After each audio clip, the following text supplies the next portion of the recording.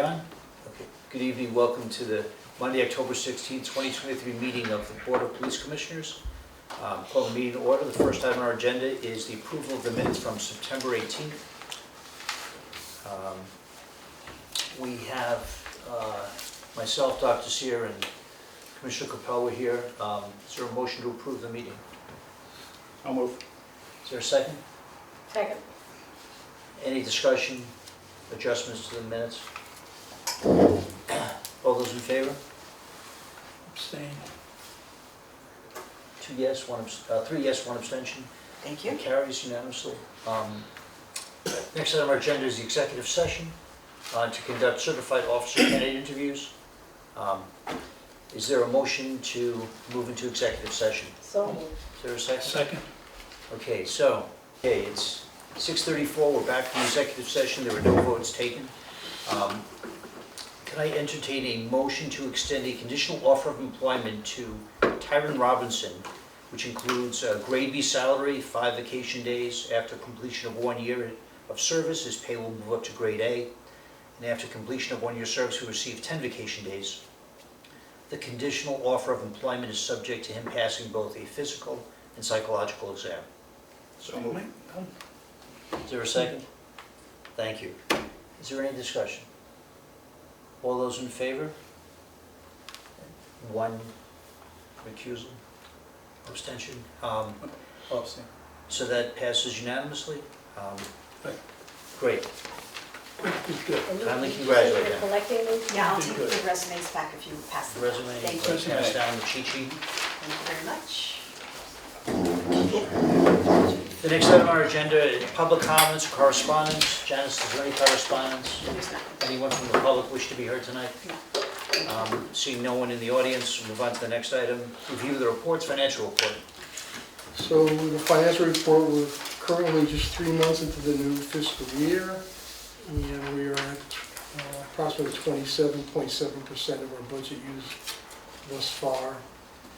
All of our reflected expenditures at this point pretty much directly correlate with our staffing reductions and the multiple vacancies we've had to cover throughout the summer and we're currently covering now. Hopefully those will start to diminish, and it's that expenditure is also coupled with, like I said last month, with the new fiscal year startup, contractual related stipends and mandatory operating requirements. As I mentioned last month, our police overtime line continues to be significantly impacted, and as of last week, we're at just over, a little bit over 48% used so far. Other than that, everything is Overtime. This has probably been explained before, but just tell me about buyback sick time. So that only applies to the dispatchers are able to buy back their sick time. Some of their sick time, I believe it's 10 days a year. So at the end of their year, if they haven't used it, Yes, they lose it, so they won't be able to accumulate it. It doesn't apply to the officers, it just applies to the dispatchers. And some of the non-union staff. So as we're adding to the roster, would you expect the overtime to significantly reduce? I would expect so, but not until these people are all cut loose, as we call it, but Right. that's part of the minimum staffing. But it'll be, seeing that these 3 guys are already certified, it'll be a lot quicker than if we had new recruits in the academy. 3 months, 6 months, do you time frame on that? Yeah, no, less than that. We're hoping, so, hoping by the first of the year, or somewhere thereabouts, that they'll be ready to go. Because we almost burned through half of our overtime already, Right. and we're only 3 months into this. We haven't had any major, storms or.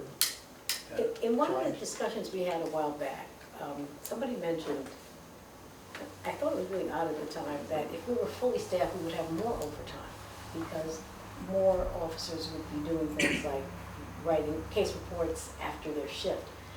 And I just wanted to make sure that that was not the prevailing view of.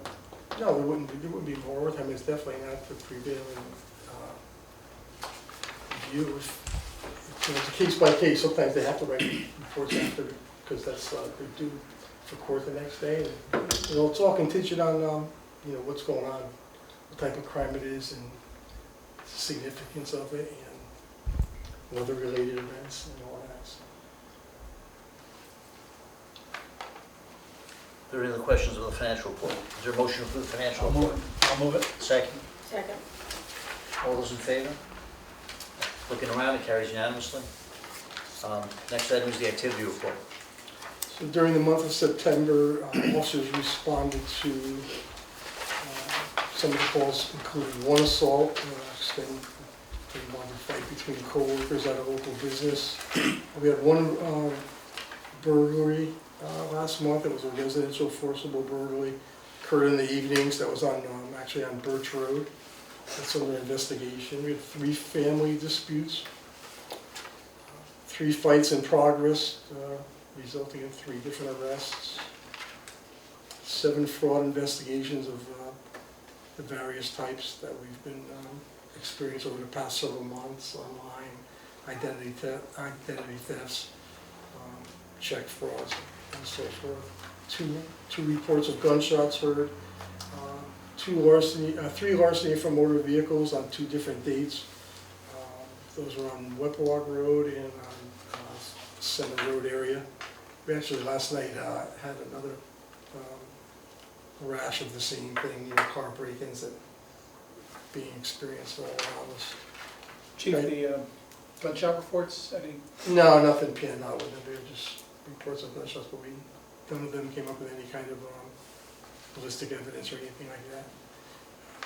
They responded to 80 medical emergencies, 5 mental health related issues. We had 2 stolen vehicles. One occurred during the overnight hours from an Amity Road residence, and the other one occurred, same thing, overnight hours. Vehicle stolen out of the driveway of Seymour Road residence. Both of those cars have since been recovered out of town. And ISU during the last month assumed 11 new case investigations, conducted 14 public fingerprint requests, 1 applicant background investigation, and 1 pistol permit applicant processing and background check. That's all I had for comment. What is no police actual call type? Which one was it? No police actual call type? That's just, is that like miscellaneous? That's just something that's probably, where did you see that? Right under neighbor dispute and above noise complaint.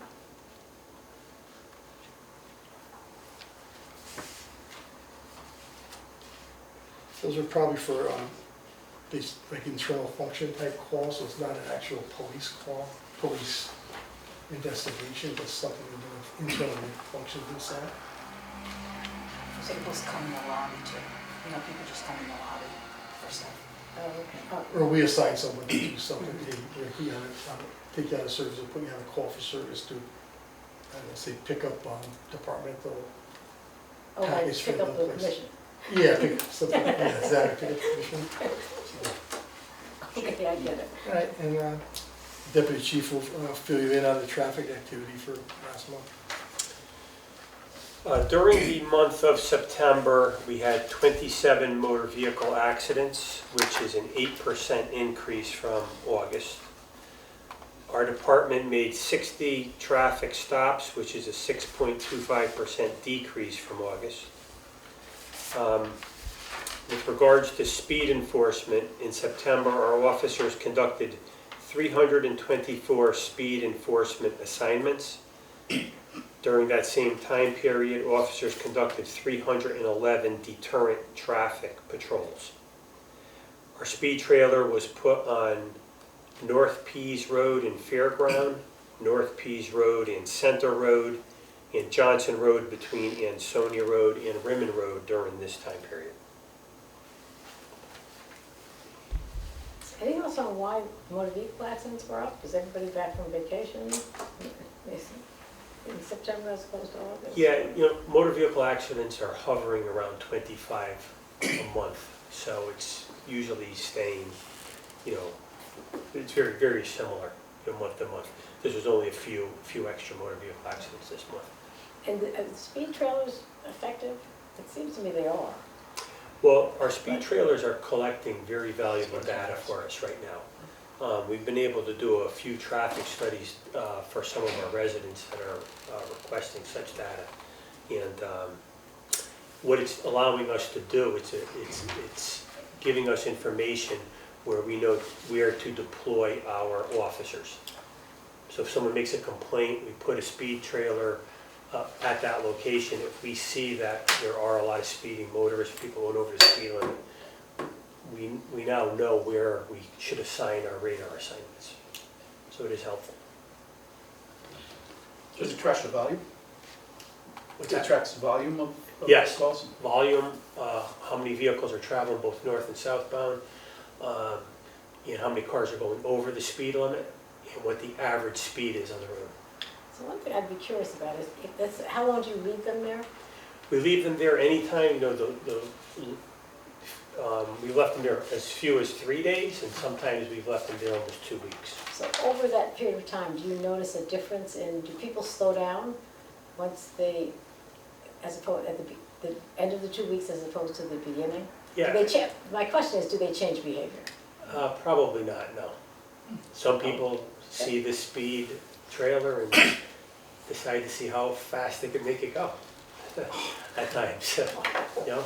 And some people will brake and make sure that they go slow, so it differentiates. I think the one on Beach Road is effective. I think they all, I really It's believe, very strongly good, yeah. believe in these speed trailers. This new one that we were able to get has, I think, really made a difference. Does it track time? In other words, not time in terms of clock, but rather in terms of dates and things, so that you can, as Dr. Desir mentioned, you can tell there were X percentage of cars that were speeding on when you started versus at the end? Because I would Does it think it track would anything change. I more? mean, the one that was on Emily Road reminded me that the speed limit changes by 10, and it was a great reminder. Yeah. Now I remember that it changes. Yeah, yeah, definitely so. And the other thing that's nice about it too is that it will give you information as to the time of day where most vehicles are speeding. Like if it's between 2 and 5 p.m. And that type of data is good, especially when, you know, we don't have a lot of manpower to know where we should assign our officers, because speeding is a big issue in town. It's a huge deal. So, Especially on Route 69. yeah, oh, definitively, yeah. There have been inquiries about speed humps. I mean, I don't know whether that's better discussed at the Traffic Commission, but I'm just wondering if this data can be used to determine whether that's an effective means, something that we should be looking at. Yeah, I think that this data helps to educate Public Works, other town officials, whether, you know, a speed hump might be a viable option. Question on the traffic stops. Just so I noticed, it looks like the last 2 months, it's down from 50 to maybe 70% from the year before in the same months. Is that more from drivers perhaps driving more safely, or is it more, less available manpower to patrol, or is it something else, do you think? Yeah, it's really a combination of things. One, you know, we're doing our radar assignments over 300 per month. The stops are down, you know, manpower is a big issue. I believe it's a very big issue. The other thing is that last year we were able to participate in a couple of state grants, and with distracted driving and seatbelt. And because of our staffing levels, we really didn't have too many officers to utilize for these state grants. And that kind of skewed our numbers a bit. A motion to approve the activity report. So moved. Second? All those in favor? Notice that carries unanimously. Thank you. Next item is the report of the chief. Page 3, three topics to bring up. One is an update on our dispatch renovation project. So at their meeting last week on October 11th, the Board of Selectmen officially awarded the construction bid and approved the funding necessary for the renovation of the dispatch area up in front.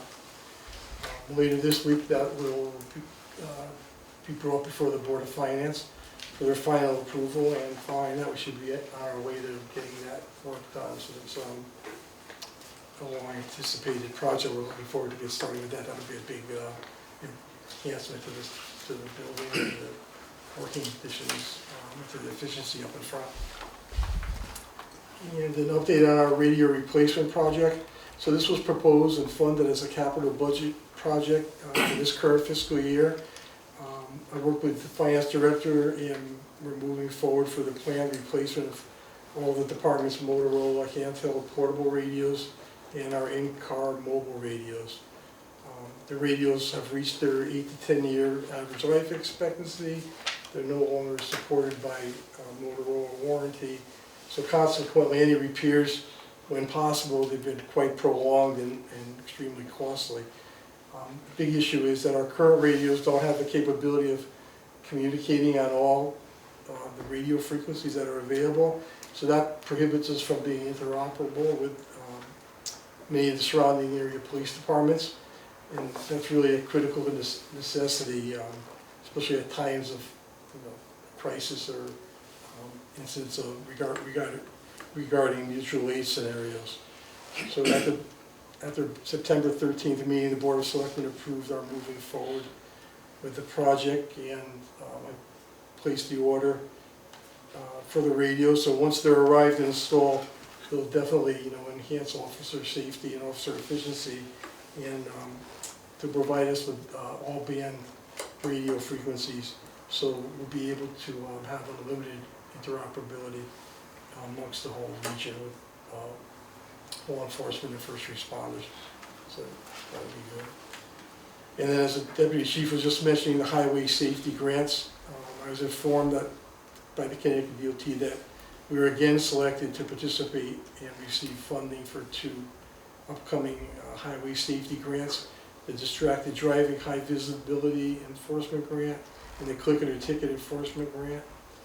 Both of the grants are 100% reimbursable, so there's no cost share and no match to be paid by the town.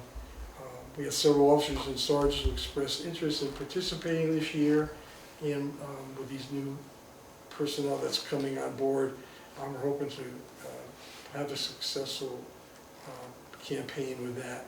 I talked over with the finance director. He gave his approval for both, and I let the DOT know of our interest, so we're just waiting to hear back from them as far as the funding amounts go. But the Click It or Ticket enforcement will be held in 2 waves. We're probably not going to, well, that one will make both. It's November and December of 2023, and the second wave is not until May and June of 2024. And the Distracted Driving grant, that's scheduled for potentially sometime this month if the funding comes through. But realistically, we probably just be participating in the second phase of that, which is scheduled for April of 2024. Chief, are those 100% reimbursements? 100%, yes.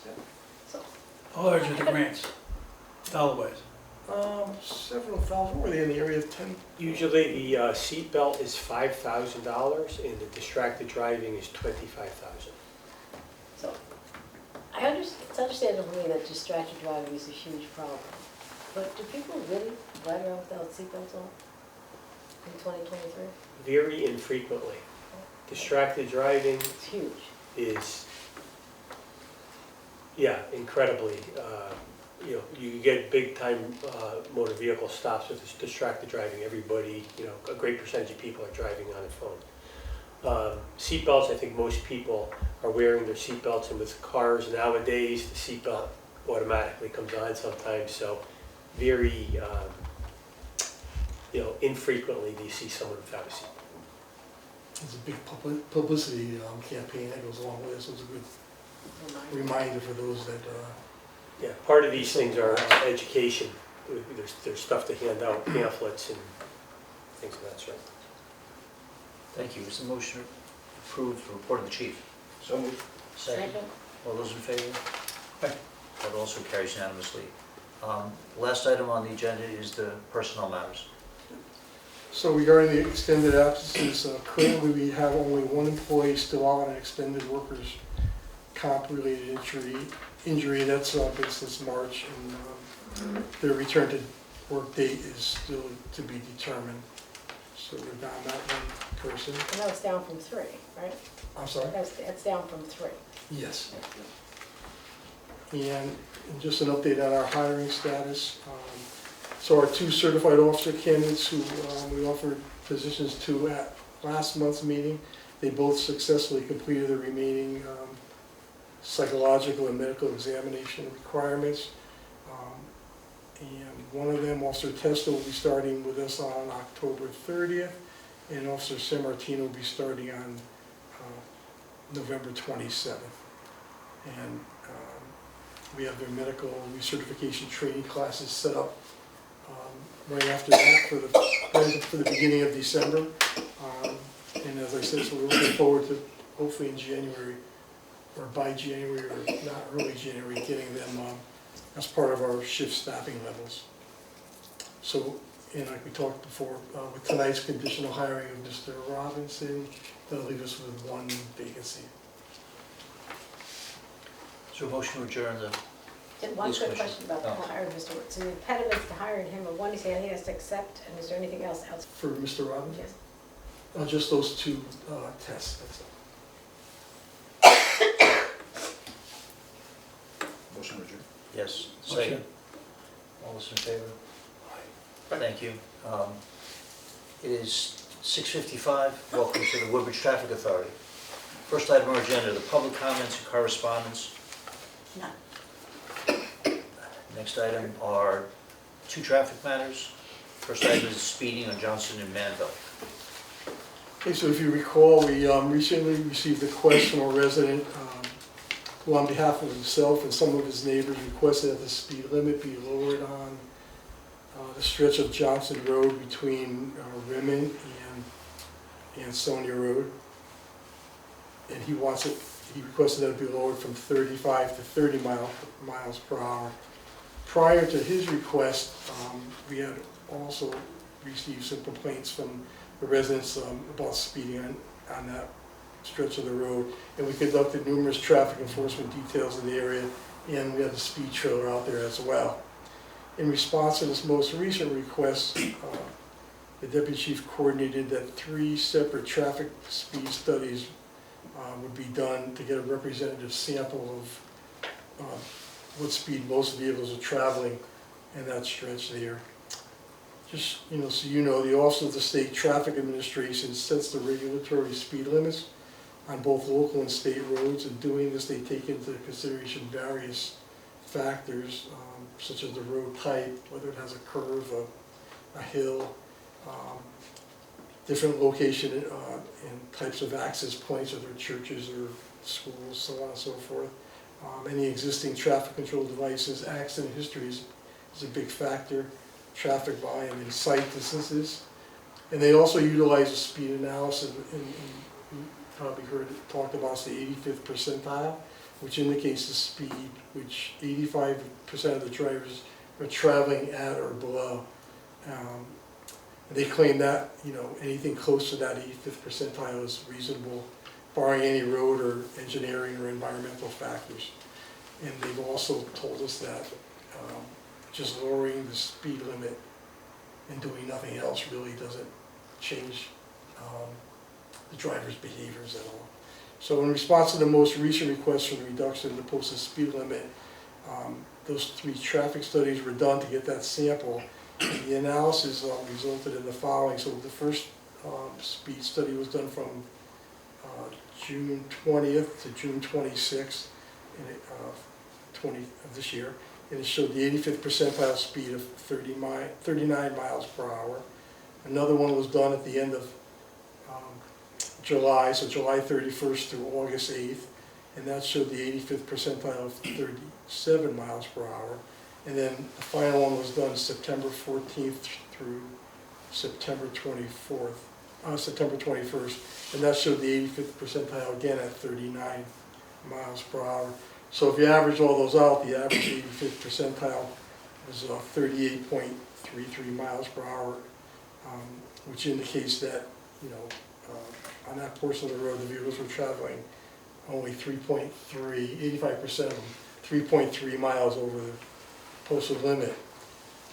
So I consulted with our traffic fundamental representative up at the Yukon, Connecticut Training Technical Assistance Center to share our findings and see if they had any input that they might, or they could provide me with of where to go. And they said the industry standard nationwide to warn any speed calming efforts or even to consider changing the speed limit is a minimum of 6 miles over the 85th percentile. And even with that, it's dependent on different contributing factors like those ones I mentioned, accidents and so on and so forth. Like I said, this here was 3.33 miles over the limit, and there's really no significant accident history in that stretch. We have a lot at Rimmon and Johnson, but it's not attributed to that. And I believe we had 2 accidents since 2018 on that stretch of road, one in 2022 and one in 2021. So based on that information and the accident history data, the speed data falls short of supporting a reduction of the current approved speed limit from 35 to 30 miles per hour. I'm sure that's not, you know, what the residents want to hear, but the data speaks for itself, and I think it's important that we abide by a standard policy. If not, we're going to have to, you know, address other speeding issues in other roads in town, and unless we have contributing factors or extenuating circumstances, you know, we have to keep everything uniform. So with that being said, you know, we'll continue to take speed enforcement action and a presence on that stretch of Johnson Road, just like we do everywhere else in town, as long as the board's okay with it. That's my recommendation. So Chief. okay. Just refresh our memory here. Were they asking for it to just go down from 35 to 30, or were they asking for it to go down to 25?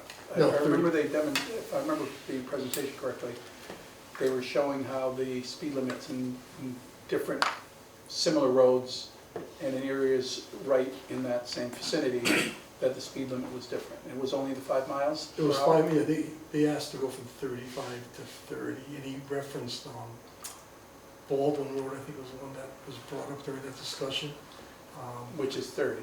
Was 30, yes, but that was changed, but there's a long history there of speed-related issues, and also there's traffic accident history on that road, more than this year.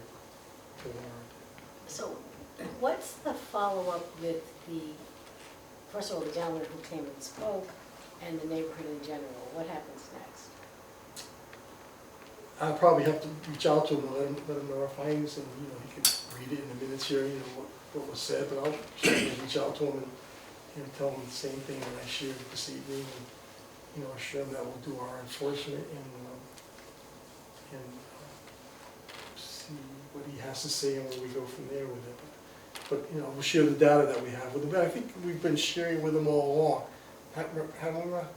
Yeah, I've So he's- sent a few of the residents the findings. Yeah, Thank I guess you. the So it's not a communication- surprise that- Communication is key. Thanks. Just a question, did the data indicate peak periods when more of the excess over the limit driving was happening? And if so, does that provide any opportunity for perhaps some occasional visible enforcement? Thinking from the neighborhood's perspective, when they're told it's not going to change, maybe, but we'll be keeping an eye out kind of thing. And understanding also that may be beyond manpower capacity, but I just put it out there. Yeah, no, it does, and the data does show what the prime times are and the traffic volume and so forth. And then the only other issue was, we wanted to bring up the intersection of Rimmon and Johnson Road. So for years now, we've been experiencing numerous traffic accidents, as we all know, at that intersection. Doing some research, I found that there were several traffic studies conducted by the state DOT going back as far as 1993. and the last one they did was in 2016, the last official one. Over the years, as it evolves a state highway, the Connecticut DOT has performed multiple enhancements to that area. They put up new signage, they put up a new overhead flashing beacon control lighting. They physically widened the intersection a little bit. And then most recently, they put in a vehicle-activated warning system with a remote camera that senses when somebody's in the intersection there. And that was one of the first of its kind to be installed in the state of Connecticut. But with all that said, following the last traffic study, the DOT advised us that the intersection did not meet their standards to be re-engineered into a four-way stop type intersection because it didn't meet the traffic volume, it didn't meet their crash frequency and type standard. They have some criteria that they use that you have to have 5 motor vehicles of a certain type before that, in a 1-year period, before it would warrant a four-way intersection. 5 motor And- vehicle accidents. Yes, and the main hindrance that they had was that there's not ample sightline when you're traveling east on Rimmon Road, coming up, going towards New Haven, coming up the hill. There's not ample sightline there. So coupled with those enhancements, we've used our speed awareness trailer, put it out there, we've done all kinds of enforcement, but as we all know, despite that, the accidents, many of them which have injuries that have been serious, they continue to occur at the intersection, and it's prompted request not only by the residents, but even by our own officers for something to be done there. So for this calendar year alone, as of today, there were at least 7 crashes at that intersection. So not just Just any this year, crash, a 5. specific kind of crash they need. 7 crashes. And they don't I'm think sorry? it's Not just important any to do crash, they need a certain type of crash? They need a certain type of crash, yeah, not just a crash, but a certain type. But we've had 7 crashes here, just this year alone, and 5 of those accidents all involved injuries. So based on that, with the board's approval, I'd like to formally request on behalf of the traffic authority that the State Traffic Commission conduct another traffic study and revisit their previous studies and things that they have done, some hopeful anticipation that they'll identify and implement some new strategies or traffic control to increase safety there, because I don't really know much else we can do from our perspective. I'll make that motion. Is there a second? Second. Any discussion? Good, thanks, I'll get that letter out in the near future. We have to vote? Definitely vote. It seems Unanimous. like a no-brainer. Yeah. Is there a motion to adjourn Make the motion to adjourn. and a second? Second. Vote, all in favor? Thank you all. Thank you all. 7:06. Wow.